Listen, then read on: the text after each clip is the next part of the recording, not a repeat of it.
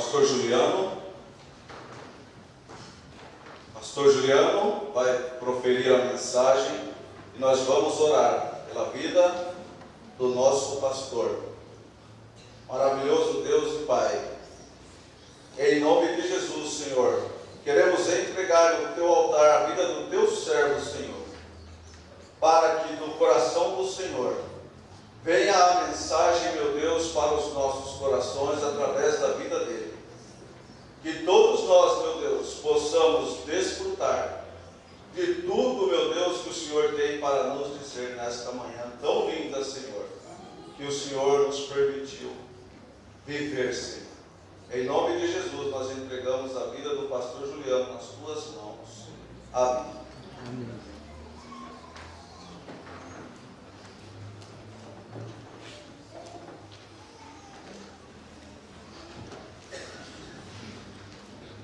Muito bem. O texto que nós meditaremos nessa manhã se encontra no livro de Oséias, capítulo 6, do versículo 1 ao 6. O livro de Oséias é um livro no qual demonstra o amor de Deus.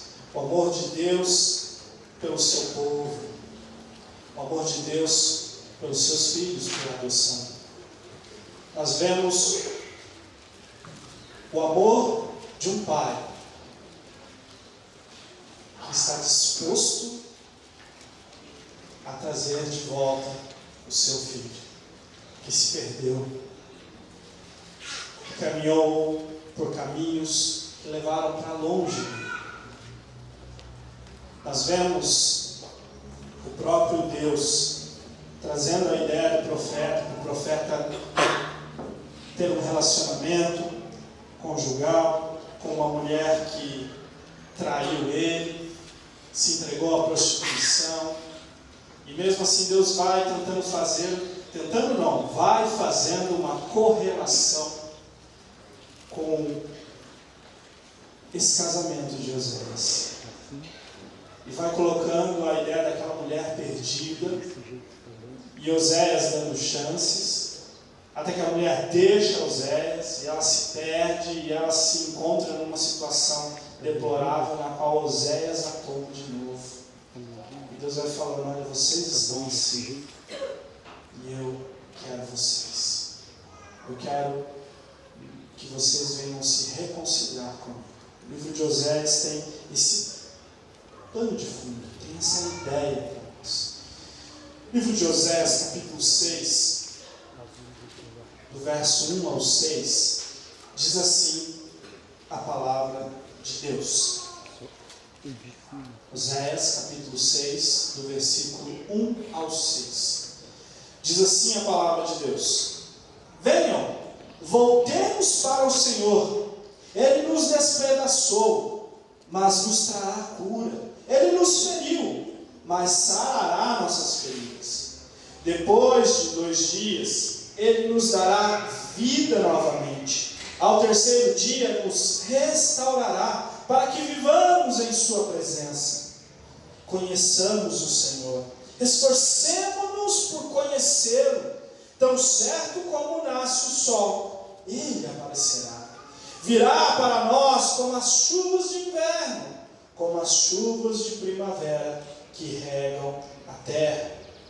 Que posso fazer com você, Efraim? Que posso fazer com você, Judá? Seu amor é como neblina da manhã, como o primeiro orvalho que logo evapora. Por isso eu os despedacei por meio dos meus profetas. Eu os matei com as palavras da minha boca. Os meus juízos reluziram como relâmpagos sobre vocês. Pois desejo misericórdia e não sacrifícios, conhecimento de Deus em vez de holocaustos. Amém. Vamos orar? Oremos. Senhor Deus, eterno Pai, louvado seja o Senhor por esta palavra, Deus. Palavra na qual temos livre acesso nos nossos dias. Existem ainda nos nossos dias nações que não têm a facilidade que nós temos de abrir a palavra do Senhor, como nós temos, de cultuar a Ti, como o fazemos. E agradecemos nessa manhã este privilégio, essa liberdade de ler a Tua palavra. Senhor, em nome de Jesus, pedimos a Ti, abra o nosso coração, o nosso entendimento, para que compreendamos a palavra do Senhor. Usa, Senhor, a minha vida como um instrumento nas Tuas mãos. E tenha misericórdia de nós, ó Deus. Derrame sobre a minha vida a unção do Teu Santo Espírito, para que a Tua palavra, meu Deus, torne-se clara em nossas vidas. Fala conosco, Senhor. Nós queremos ouvir a Tua voz. Em nome de Jesus. Amém. Muito bem. Temos aqui no versículo 4 de Oséias, aonde Deus faz a seguinte pergunta, né? Ó Efraim, ó Judá, que farei com vocês? O que eu vou fazer com vocês? Nós temos aqui então Efraim e Judá sendo duas cidades de Israel. E Israel, no momento da história, obviamente está caminhando longe de Deus. Efraim e Judá fazem parte do reino dividido, então o reino de Israel está dividido. Já expliquei outras vezes aqui. E o reinado de Judá é o que tem alguns reis que conseguem trazer o povo ao arrependimento, que conseguem levar aquela nação a se arrepender. Já o outro reino das 10 tribos, bom, esse não tem apenas um rei que consiga trazer ao arrependimento, pôr o povo, trazer o povo à consciência do arrependimento. E aí nós temos aqui então Deus falando, olha, o que eu vou fazer com Efraim, o que eu vou fazer com Judá, que é exatamente essas nações que ainda conseguem ter rompentes de sensatez e se arrependem diante de Deus.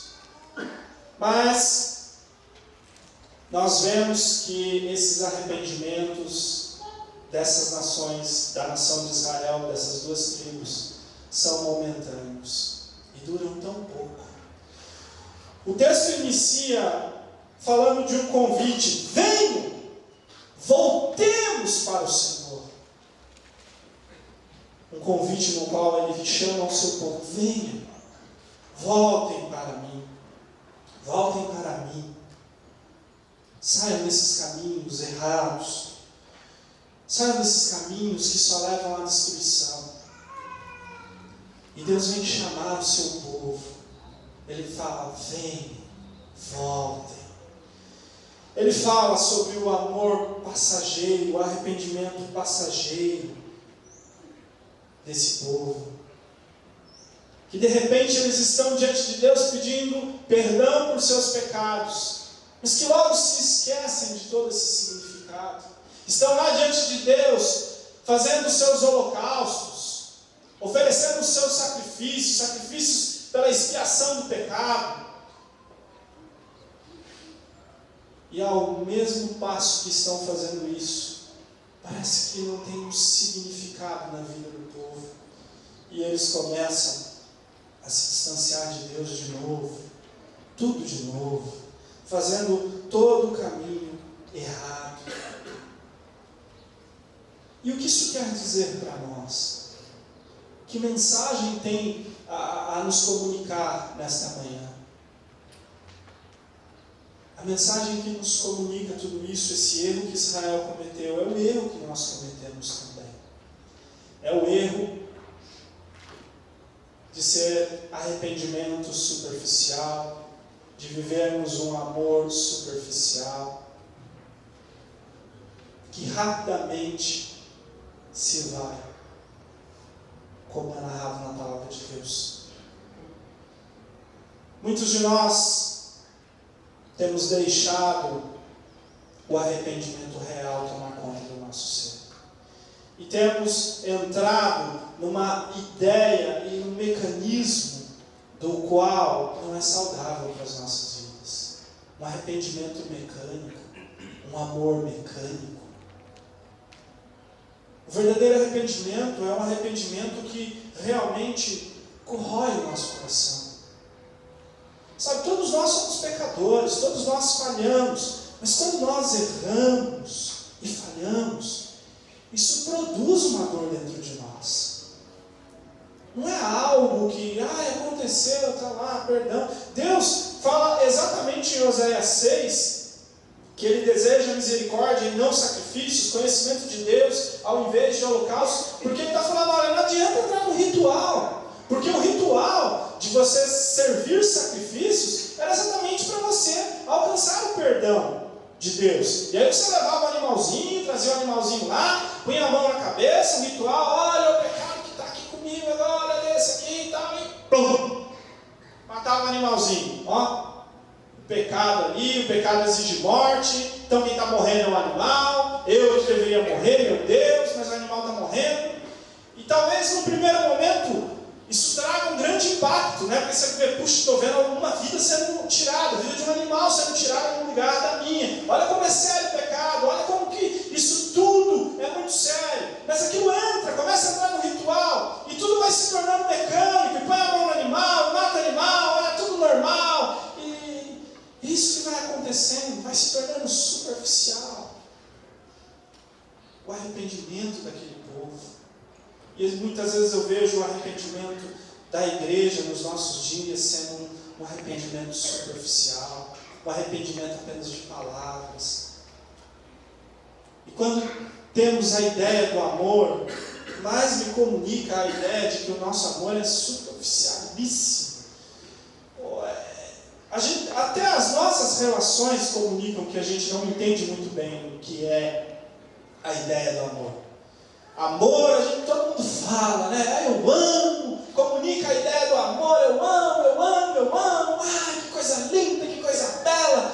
Mas parece que são apenas palavras da boca para fora, sem a razão, sem a ideia do que significa amar ou proferir essa palavra. A gente vê nos nossos dias pessoas falando que amam o seu parceiro, e aí o parceiro termina com ele e dá algum problema, até por erros, e aí ele vai lá e mata. E ele tem coragem de dizer ainda que foi por amor, que eu não sei. Ou outro vai lá, mata todo mundo, se suicida. Amor. Nós vemos nos nossos relacionamentos a ideia do amor. É interessante que Deus nos deixa situações no nosso cotidiano que demonstram um relacionamento. Por exemplo, temos a oportunidade de sermos pais e educarmos uma criança. E a gente vai vendo como é interessante a ideia de educar, de cuidar, de amar. E às vezes você tem que puxar a orelha, e às vezes você tem que fazer alguns movimentos, e às vezes vai cortar do teu coração algumas atitudes que você vai fazer, mas você sabe que se faz necessário, que se não fizer, vai dar problema, que se não fizer, ao invés desta criança que você tanto ama se aproximar, ela se afasta e exige de você uma postura mais enérgica. E você vai vendo Deus também se comportando da mesma maneira com o povo. O texto vem falando, Ele nos despedaçou, Ele nos feriu. Mas no fim foram só meios no qual Deus mostrou ao povo. Na verdade Deus falou o tempo todo, olha, se vocês me deixarem, as coisas vão começar a dar errado. Vocês não são ninguém. Eu é que os protejo, eu é que os guardo. Este mundo é um mundo tenebroso. E a partir do momento que deixamos a Deus, o mundo vem e nos engole. Mas não foi Deus que deu a execução. Mas foi exatamente o nosso desvio de Deus. O nosso amor, e inclusive a palavra de Deus diz que é um sintoma das últimas gerações, de um amor se esfriar. E eu venho percebendo essa ideia do amor se esfriando.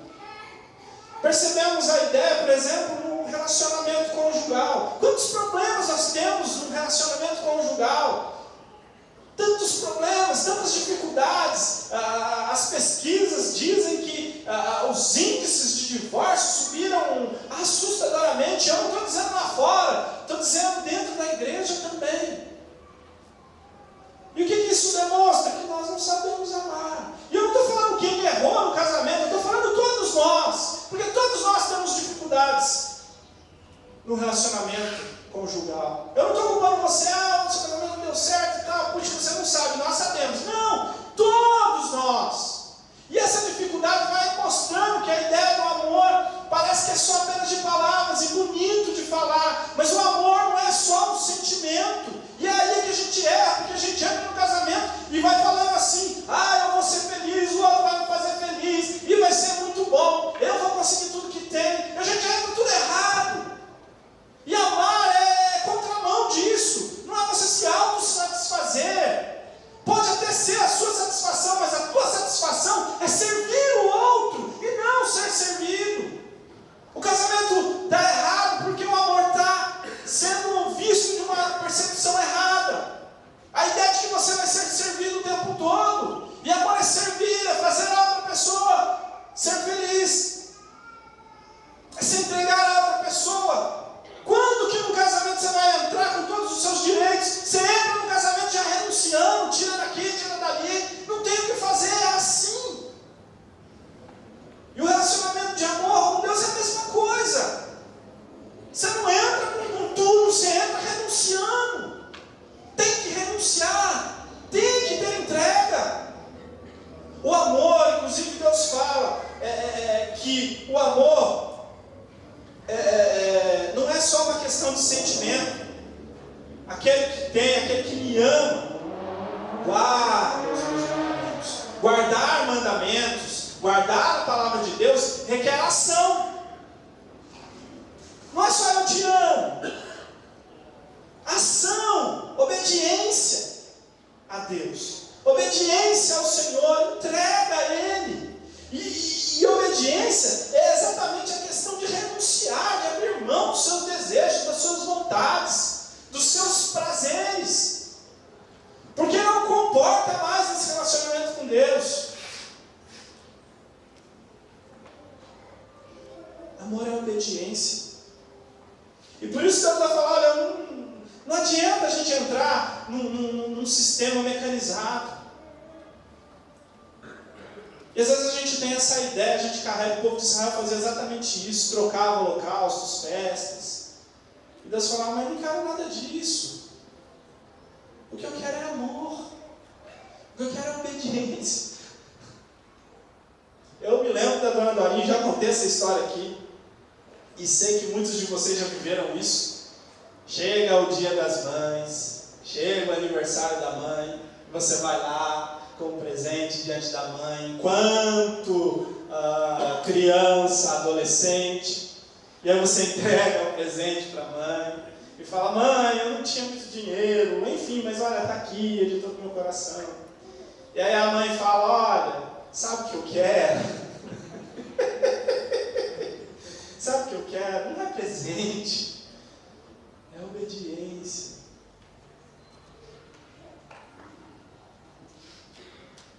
É exatamente o que acontece com Deus. E às vezes a gente começa a entrar em mecanismos religiosos que não é isso que importa. Lógico que toda a questão da religião é importante, os seus mecanismos, mas quando é vivido verdadeiramente, senão não vale nada. Temos como exemplo o templo de Salomão, que Deus abençoou Davi e Salomão a concretizar. Era um templo fabuloso. Deus, por essa atitude de Davi, falou: o seu reino vai durar para sempre, vai por essa disposição do teu coração.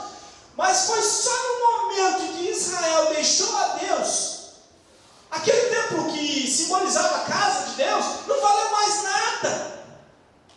Deus nação, invade, destrói tudo. A nação invadiu, acabou com o templo, levou os utensílios que eram sagrados, levou tudo embora, porque Deus falou assim, não tem sentido nenhum. O sentido está no amor, na obediência, na entrega. Utensílios, isso não vale nada. Vale enquanto o nosso sentimento, o nosso amor, a nossa obediência está diante de Deus. Aí tem valor. Aí tudo aquilo tem valor. Olha, santificamos isso aqui é santo, é separado para o Senhor. Nosso coração está nisso. Nós amamos. Estamos vivendo de verdade. Então isso realmente é. Não estamos mais vivendo. Isso já perdeu o valor.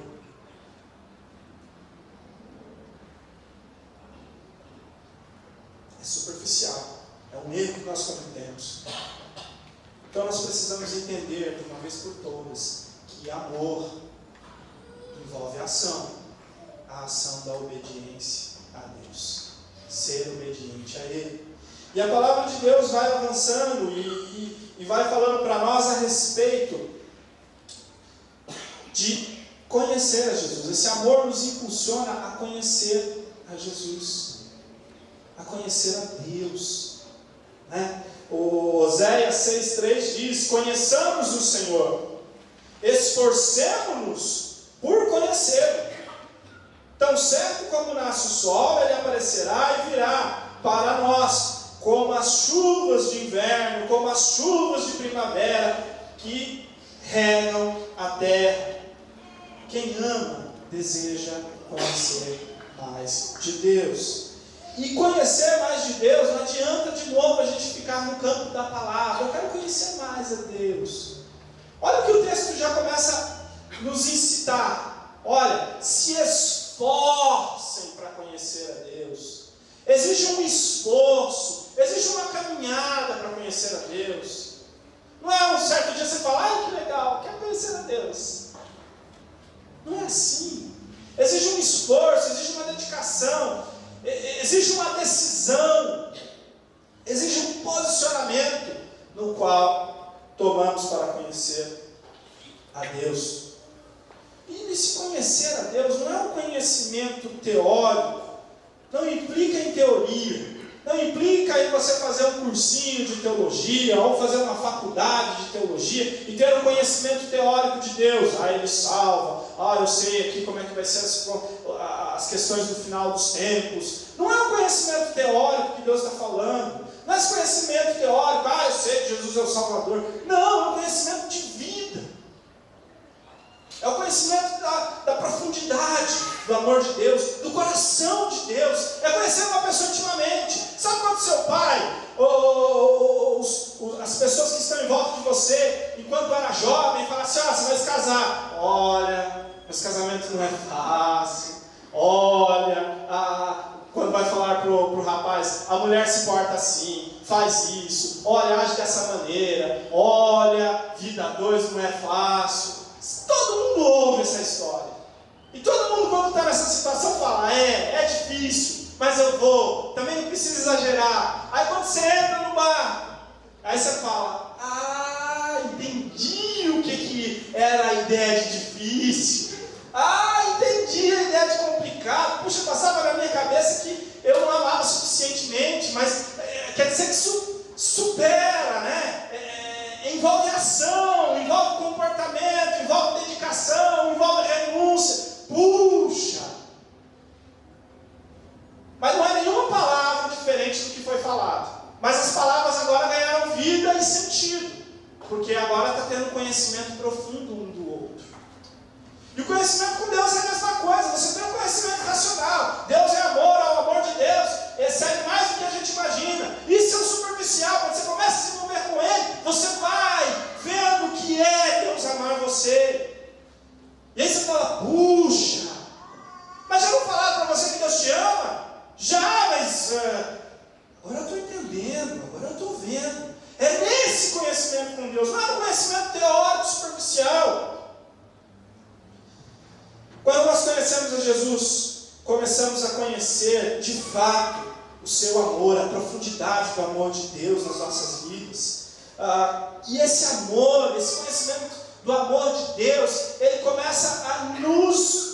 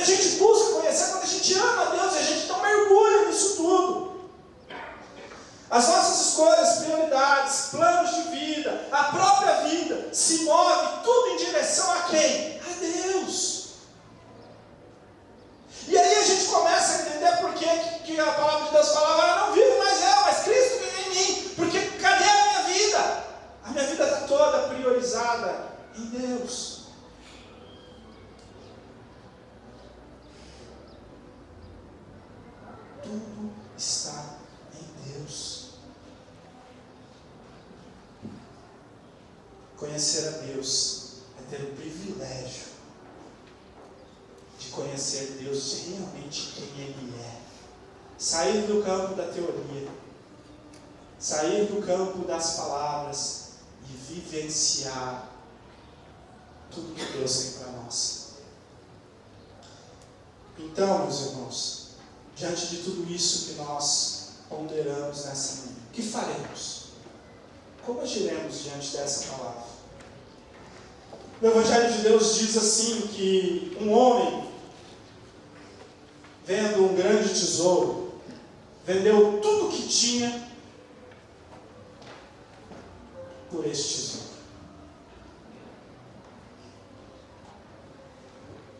Esse tesouro é o conhecimento de Deus. Ele se deu tudo que tinha por este conhecimento. Deu tudo que tinha por Deus, porque já é uma pessoa que já começou a mergulhar nesse conhecimento de Deus, que já começa a compreender quem é Deus, que quando a gente começa a compreender, tudo vai ficando de lado, as nossas vontades vão ficando em segundo plano, tudo vai ficando de lado. O conhecimento de Deus não é teórico. E quando nós vemos o texto aqui, 6:3, que nós lemos, e aí Deus fala, olha, vai vir sobre vocês. Deixa eu ler aqui.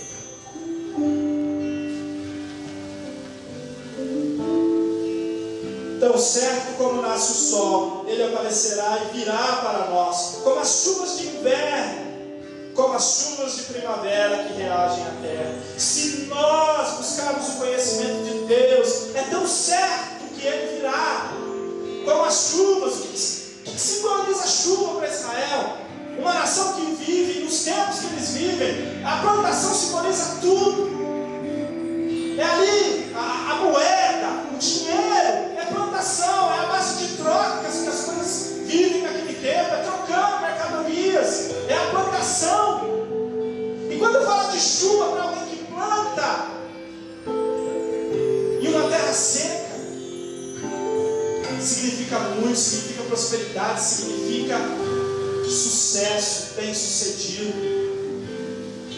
E aí ele traz essa conotação, olha, você vai ser bem-sucedido se você buscar o conhecimento de Deus, como a chuva que cai na terra seca. E aí você tem uma chance de ter uma plantação, uma colheita maravilhosa, as chuvas vindo no tempo certo. Você vai colher tudo isso, e isso vai ser bom demais para você. É a ideia que se nós buscarmos o conhecimento de Deus, não importa se você não tem segundo grau, se você não sabe ler ou escrever, mas se você buscar o conhecimento de Deus, você vai ter, sem saber ler uma palavra, porque o conhecimento de Deus traspassa o conhecimento teórico. O conhecimento de Deus é relacionamento. E quando a gente começa a desenvolver esse conhecimento com Deus, a gente começa a entender, começa a viver de uma maneira que a gente se rende a Deus.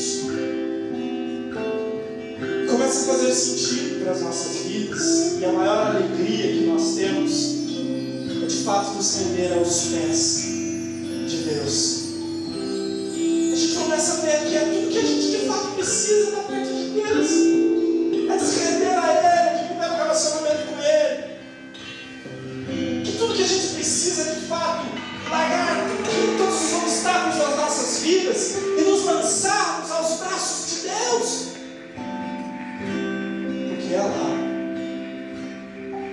que nós vamos encontrar refúgio e sentido para as nossas vidas.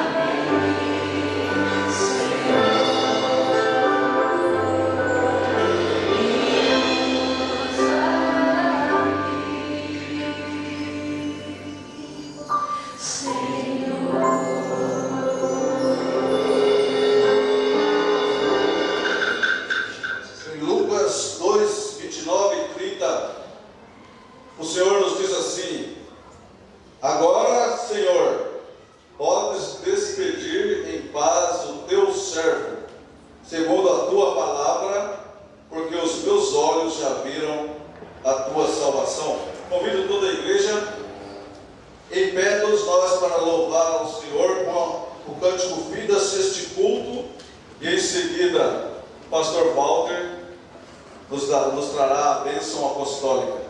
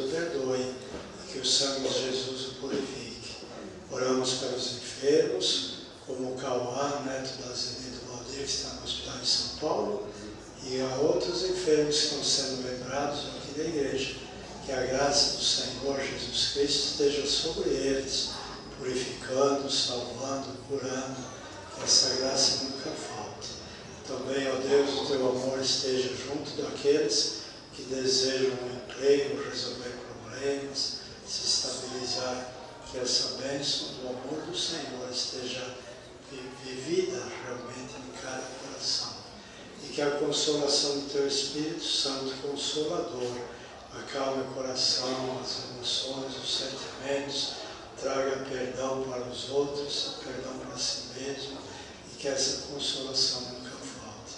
Que esta bênção e esta fé acompanhe os teus filhos. Amém. Amém.